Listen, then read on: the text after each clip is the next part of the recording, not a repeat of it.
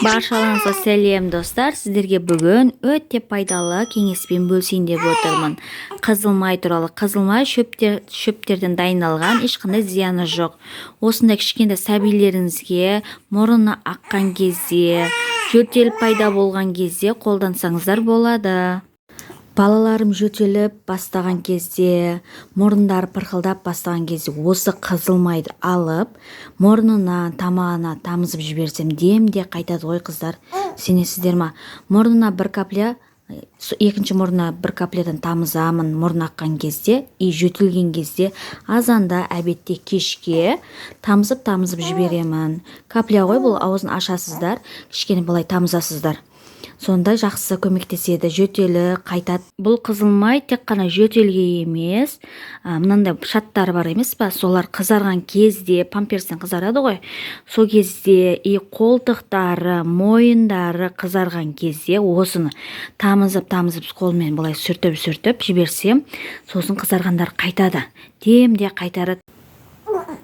Достар, қызыл майды тек қана нәрестелер ғана емес, үлкендер де қолданса болады. Бұл қызыл май әр үйде аптека қорабында болу керек. Қызыл майдың ешқандай зияны жоқ. Қызыл майды қай кезде қолданарымыз? Қызыл майды қай кезде қолданамыз десеңіздер, жөтелде, гастритте, рангитте, асқазан ауруларында, даже геморройға да пайдасы күшті. Әйелдердің жатыр мойнында да қолдануға болады. Қызыл майды қолымыз күйіп қалған кезде, суға, буға күйіп қалған кезде осы қызыл майды қолдансаңыздар да болады. Сіздер үшін қызыл май таптырмас дәрі болып табылады. Кішкентай балалар цистит болып қалған кезде де қолдансаңыздар болады.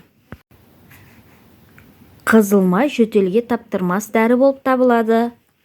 Кішкентай балалардың әшубайында тұз жиналған кезде осы қызыл майды тамызып, бір-екі уқалап жіберсеңіз, әтубайының ұшындағы тұздар шығып, балаңыз жақсы кіші дәретке шығуға қиналмайды. Сонда әтубайындағы тұздарды алуға болады. Солай қызыл маймен балаларыңыздың арқасын, жауырын жабысып қалған болса, соны да ашуға болады. Достар, менің видеом сіздерге ұнаған болса, пайдалы кеңестерім сіздерге ұнап жатса, менің арнама тіркеліп, лайк басып, өз ойларыңызды жаза кетіңіздер.